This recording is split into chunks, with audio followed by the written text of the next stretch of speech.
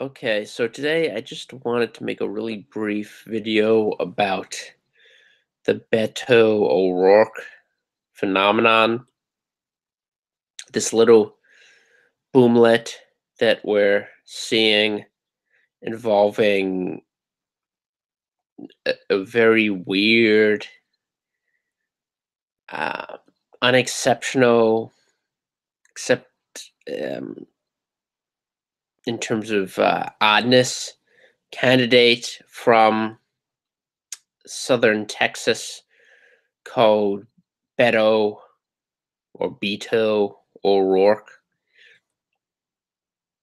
The something that I took note of was a conversation I had with a friend who said that the only moderation that seems to be preferred, allowed in these contests, if we're talking about the Democrats, the quote unquote moderation or adopting non progressive principles. uh, the only type that's allowed is moderation in favor of woolly, detestable policy. So, for example, instead of having a Democrat who might favor less government, devolving power to the states, giving individuals a little bit more freedom. We have Democrats that adopt a far left policy platform on myriad of social issues, but are willing to also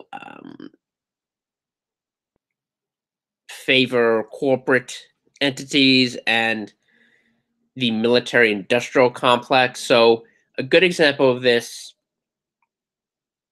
is Kirsten Gillibrand, who just came out with a proposal to crack down on doctors who prescribe opioids. So she wants people who are in chronic pain and are suffering from very debilitating diseases to not be able to alleviate that pain through prescription opioids. Now, the ostensible rationale is that there are a lot of quote unquote pill mills, people who are just going to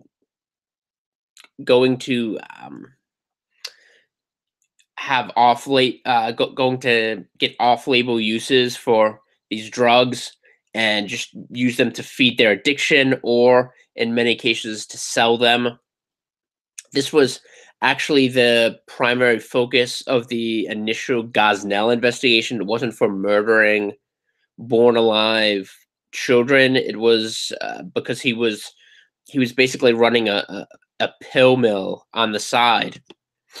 But her bill would basically limit, I believe it's 7 days, or I don't recall the exact number of pills, but basically limit your access to pain relief if you're suffering from chronic pain and have been diagnosed with an illness that requires you to take a medication, anti-pain medication. And this is one of her signature issues now. But of course, she's a down the line social justice, born again social justice warrior on everything else. And Beto O'Rourke is another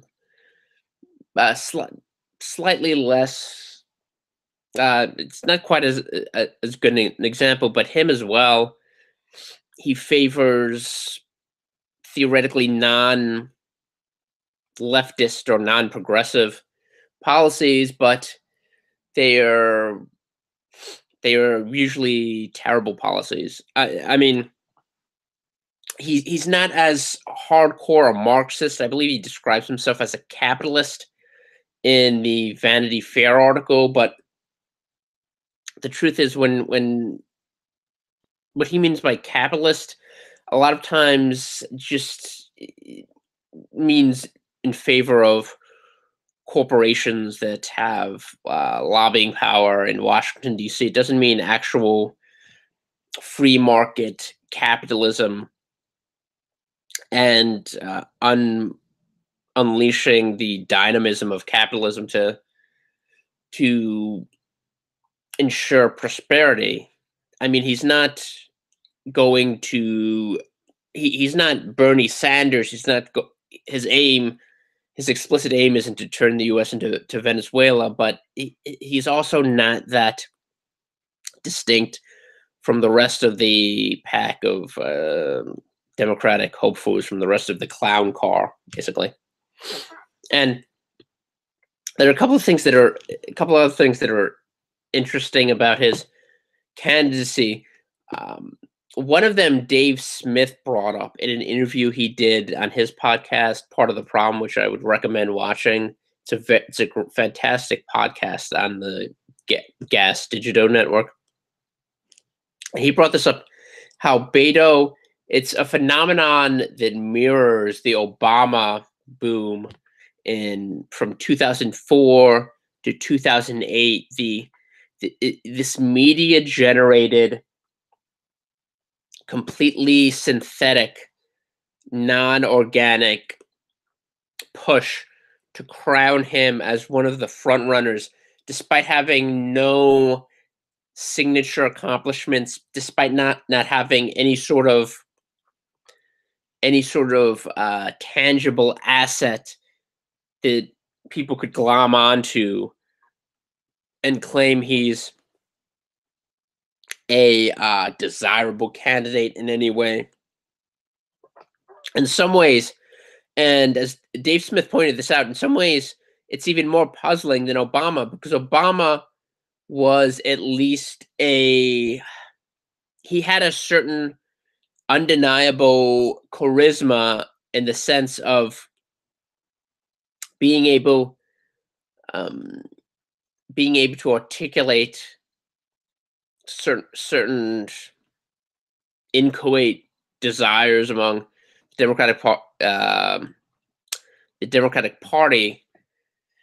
He, even if they were very vague, and when you dug underneath, there wasn't much there, he was still able to present a veneer of eloquence, or at least enough to fool a huge portion of the public. And a lot of people are still under the Obama spell. You see people constantly, I mean, that's one of the explanations for the success of Michelle Obama's book, and the fact that the Obamas are still viewed by a huge segment, even though the luster has diminished a bit. They're still viewed as icons by a huge swath of the Democratic Party, especially certain superficially liberal segment in America. But Beto doesn't even have that. As other people have said, he's just this weird, very awkward, yet moderately successful political figure in southern Texas. He has a certain appeal, which you have to acknowledge. He has a certain appeal among Hispanic voters. So they've tried to fashion him into this Robert F. Kennedy figure that can unite the Democratic Party and capitalize on the growing Hispanic population. But the irony is that he's not Hispanic, despite his the fake diminutive that he's known by Beto. He's actually Irish. He's basically a Kennedy clone, but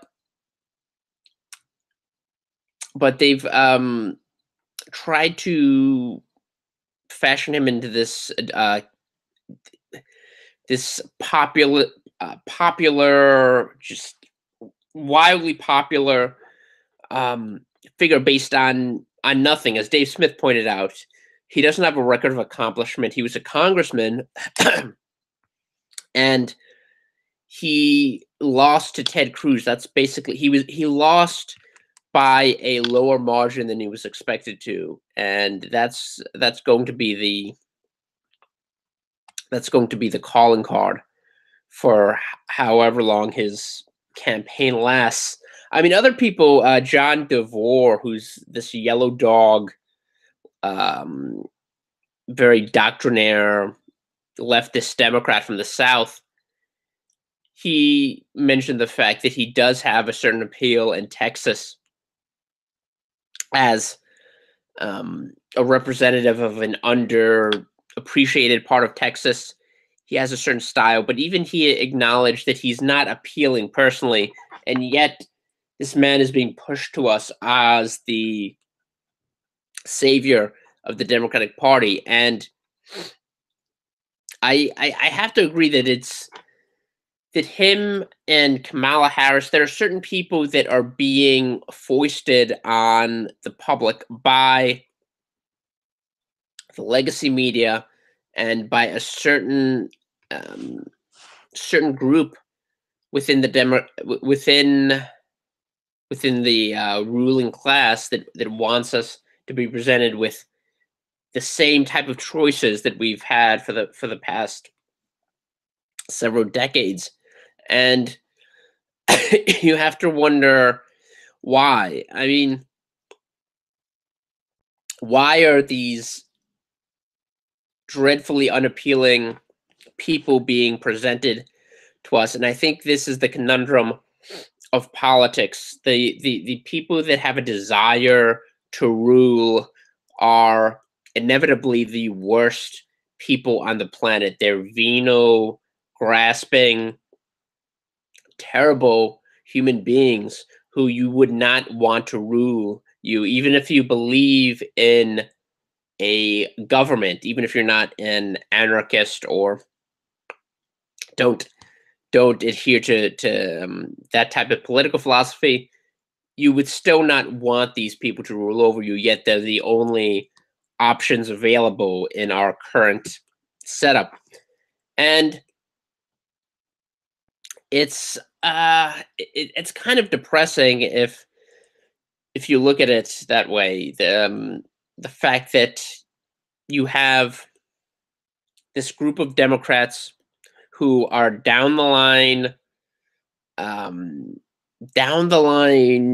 NPCs, for lack of a better descriptor, just support full-blown infanticide, support opening the borders, giving votes to illegal aliens in the case of Christian Gillibrand, and handing over entitlements like Social Security to illegal aliens. So, I mean, if you're a collapsitarian, if you just want the whole thing to implode, I suppose you might have a strange appreciation for how the Democratic field is shaping up.